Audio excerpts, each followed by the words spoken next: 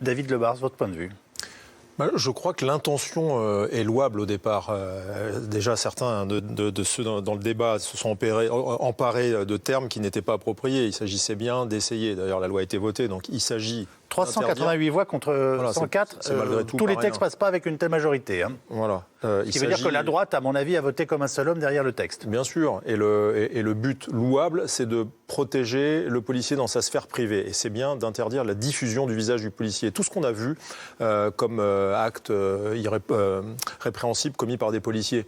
Je veux dire, le coup de pied, on va reprendre l'exemple du coup de pied ou du croche-patte. Si le visage est flouté une fois que c'est diffusé, ça n'enlève pas le fait qui est commis, qui est un fait répréhensible, et puis la justice se fait transmettre les images originales. Donc c'est la diffusion dans le but de nuire. En l'occurrence là, ça ne serait pas le cas, c'est dans l'intérêt général. Dans le but de nuire, moi je vais vous donner juste un exemple. Et ça Donc vous pensez que c'est un faux débat?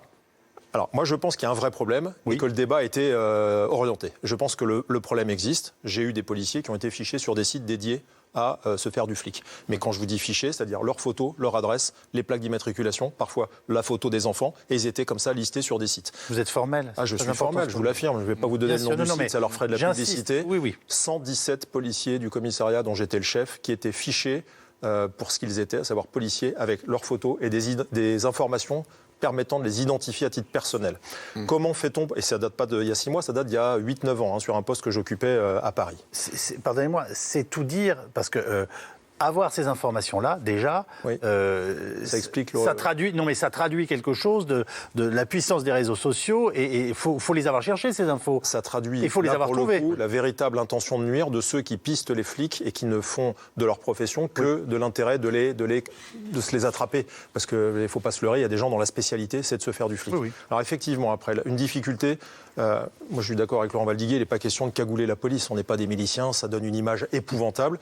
Donc l'intention louable qui consistait à empêcher la diffusion d'un visage de policier devient un débat hystérisé, parce que déjà certains ont fait croire qu'on empêcherait de filmer, et effectivement, des policiers, de façon inappropriée aussi, font maintenant acte d'interdire toute caméra ou tout journaliste, alors que la liberté de la presse doit permettre à tout le monde de filmer. Le but, c'est pas d'empêcher de filmer, c'est d'empêcher de diffuser. J'ai envie de dire que le mal est fait. Après 15 jours de débats très compliqués, l'article est voté, enfin la loi est votée. Moi, je pense qu'effectivement, dans son application, il ne faut pas se leurrer, le Conseil constitutionnel, c'est loin d'être gagné que cet article passe le tamis du Conseil constitutionnel, parce qu'effectivement, il y a à la fois le côté manifeste, l'intention, le fait de... Moi, je vois ça comme étant très compliqué. Et puis, si ça doit échouer, je vois encore plus compliqué l'issue de comment fait-on pour protéger nos policiers. D'ailleurs, pas que les policiers, parce qu'il y a d'autres professions qui sont attaquées. Moi, je reviendrai sur le droit à l'image. Yves Calvi, un policier qui n'aime pas être filmé, pour que les gens comprennent, est-ce qu'un médecin qui opère et qui a entre ses mains la vie de quelqu'un, il accepterait d'être filmé quand il opère? Est-ce qu'un magistrat qui rend une décision qui peut lui amener à condamner quelqu'un pour 30 ans de réclusion, est-ce qu'il accepterait d'être filmé et d'être diffusé tel quel dans certains réseaux sociaux?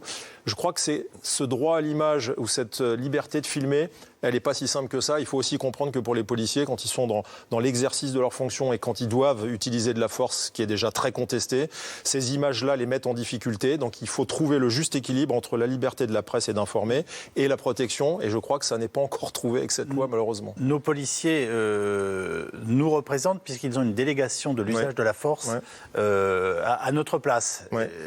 Donc il est normal aussi qu'on les contrôle et qu'on observe la façon dont ils travaillent, en sachant et en rappelant à chaque fois que ce travail est terrible et qu'il est en permanence. En plus, eux sont en danger, sur une crête qui est extrêmement délicate. Entendons-nous bien, je dénonce le fait qu'on ne peut pas interdire à des gens de filmer et que les policiers se trompent de combat aussi en interdisant à des journalistes de le faire. Je l'ai bien compris.